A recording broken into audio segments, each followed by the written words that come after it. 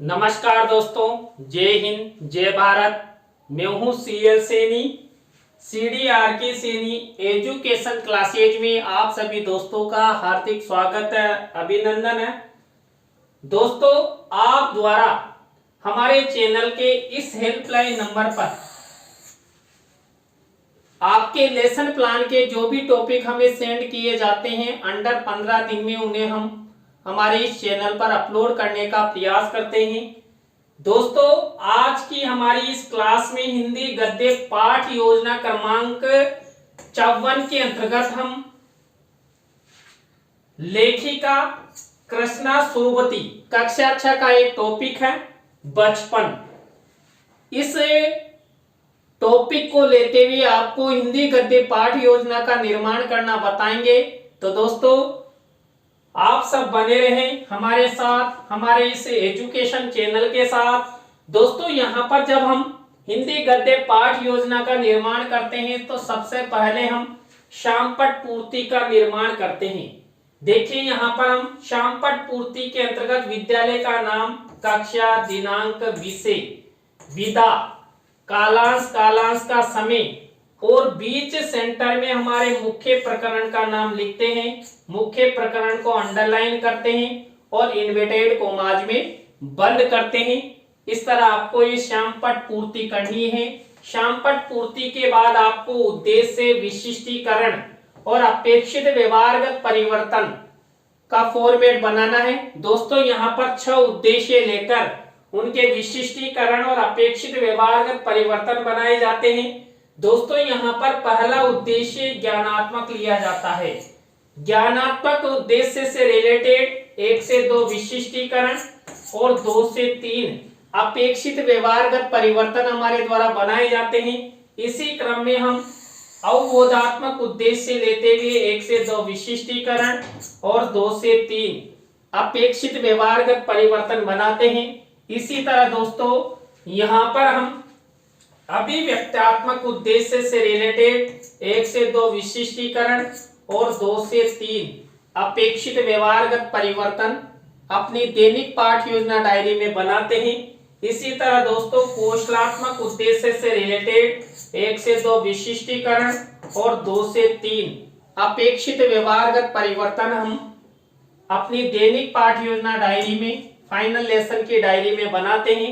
इसी क्रम में अभिरुच्यात्मक उद्देश्य से रिलेटेड 1 से 2 विशिष्टीकरण और 2 से 3 अपेक्षित व्यवहारगत परिवर्तन हमारे द्वारा बनाए जाते हैं। इसी तरह अभिवृत्त्यात्मक उद्देश्य से रिलेटेड 1 से 2 विशिष्टीकरण और 2 से 3 अपेक्षित व्यवहारगत परिवर्तन हम बनाते हैं। तो दोस्तों, आपको इस तरह ये 6 उद्देश्य, उनके विशिष्टीकरण और अपेक्षित व्यवहारगत परिवर्तन आपको बनाना है। दोस्तों, ये अपेक्षित व्यवहारगत परिवर्तन छात्र छात्राओं से रिलेटेड होते हैं और इस पाठ योजना निर्माण में इन सब अपेक्षित व्यवहारगत परिवर्तनों का लक्ष्य एक टीचर द्वारा रखा जाता है कि जो मैंने ये पाठ योजना बनाई है, इसके माध्यम से इन छात्र छात्राओं में ये परिवर्तन हो।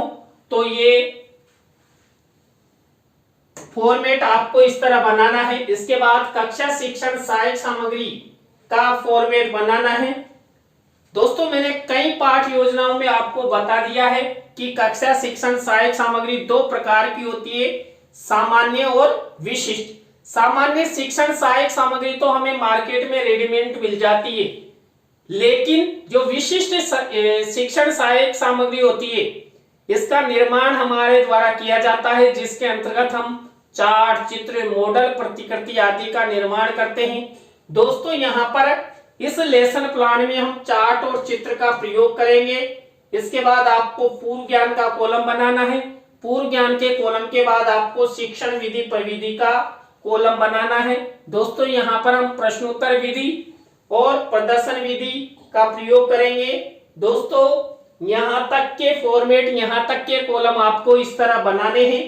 दोस्तों, आप हमारे इस चैनल को सीडीआरके सैनी इस कीवर्ड द्वारा, चाहे गूगल हो, व्हाट्सएप हो, फेसबुक हो, सब जगह आप सीडीआरके सैनी इस कीवर्ड द्वारा सर्च कर सकते हैं।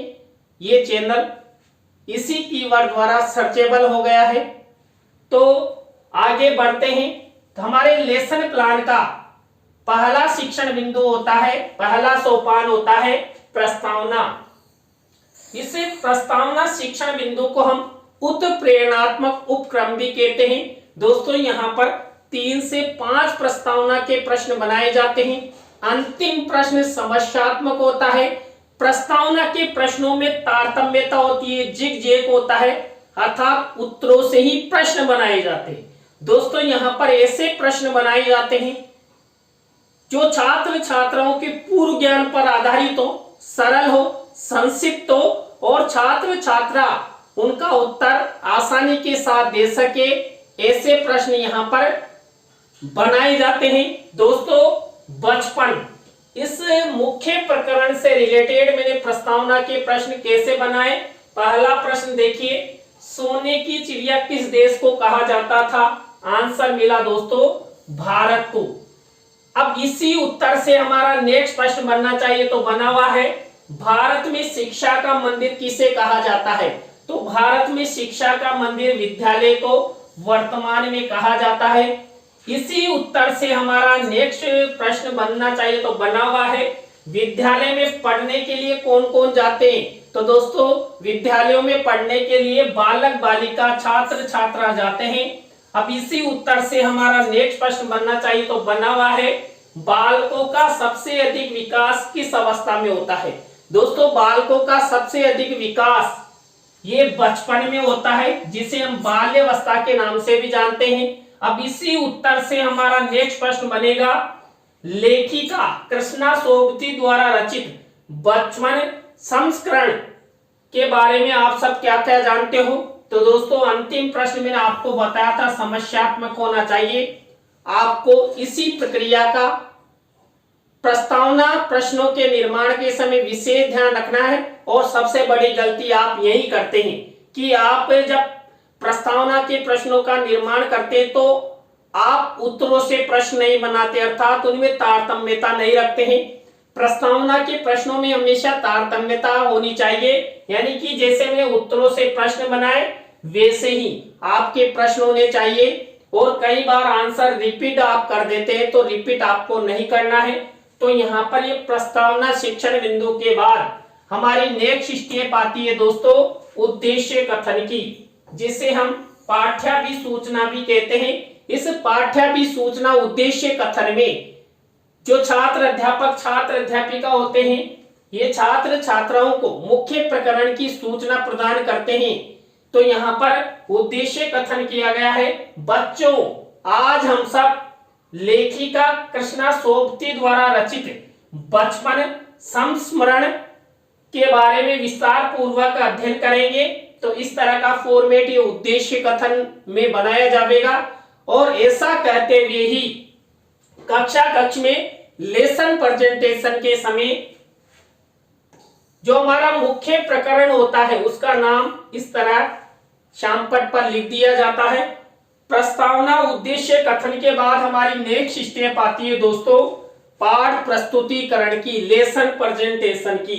देखिए पाठ प्रस्तुतिकरण, देखिए जो छात्र अध्यापक छात्र अध्यापिका होते हैं यहाँ पर छात्र छात्राओं को सूचित करते हैं कि आप संबंधित प्रकरण की पृष्ठ संख्या खोलकर देखें। तो यहाँ पर छात्र लेखिका कृष्णा सोबती द्वारा रचित बचपन संस्मरण से रिलेटेड पाठ की पृष्ठ संख्या खोलकर देखते हैं। तो दोस्तों ये पाठ प्रस्तुतिकरण हो गया। पाठ प्रस्तुतिकरण के बाद हमारी नेक्स्ट स्टेप आती है आदर्श वाचन की।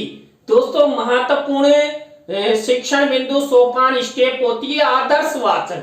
दोस्तों जो आदर्श वाचन होता है, इस आदर्श वाचन में छात्र अध्यापक छात्र अध्यापिका जो हमारा मुख्य प्रकरण जिस पर हम लेसन निर्माण करने जा रहे हैं उसकी विषय वस्तु का प्रेजेंटेशन किया जाता है।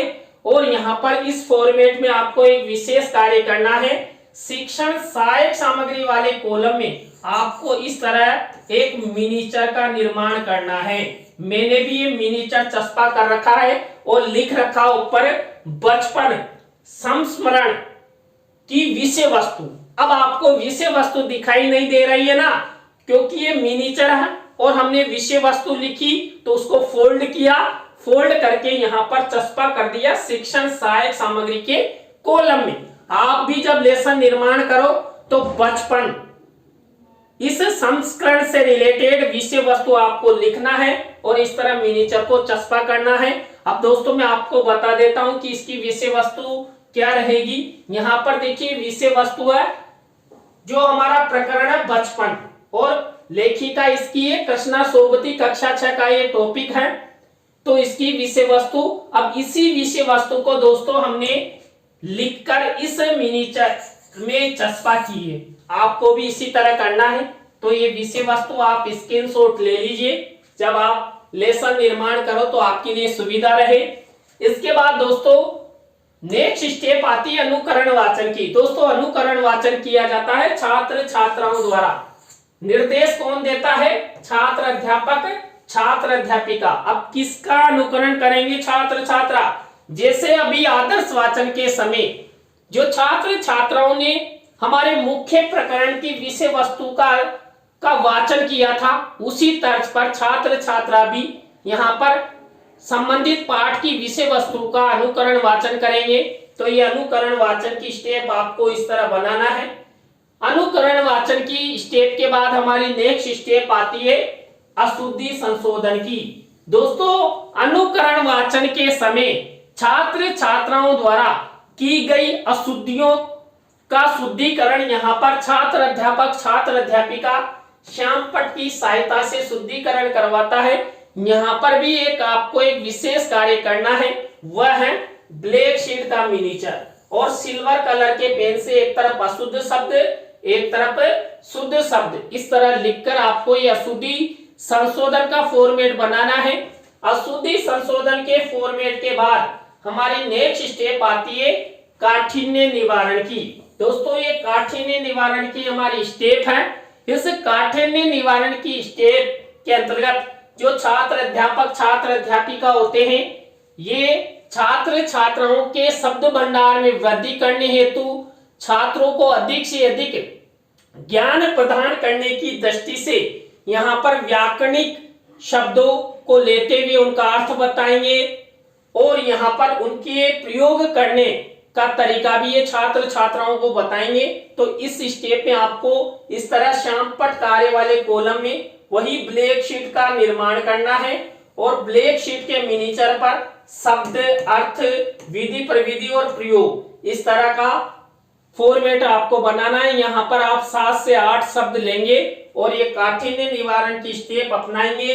काठिन्य निवारण की स्टेप के बाद दोस्तों हमारी नेक्स्ट स्टेप आती है सारांश कथन की। दोस्तों सारांश कथन किसका किया जाएगा? जब हमने आदर्श वाचन और अनुकरण वाचन के समय जो विषय वस्तु का वाचन किया था, उसी का सारांश कथन यहाँ पर छात्र अध्यापक छात्र अध्यापिका द्वारा किया जाएगा। अब दोस्तों यहाँ पर भी आपको एक विशेष कार्य करना है।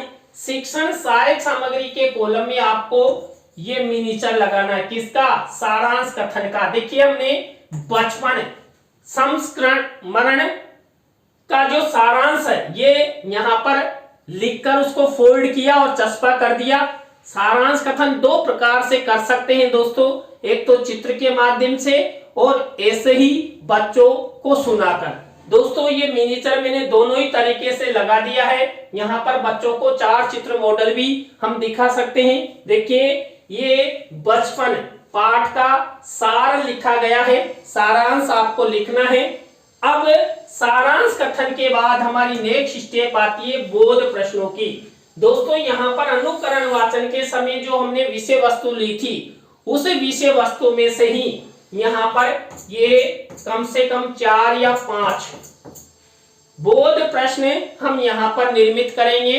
तो इस तरह का ये फॉर्मेट रहेगा और यहाँ पर हम प्रश्नोत्तर विधि का प्रयोग करेंगे।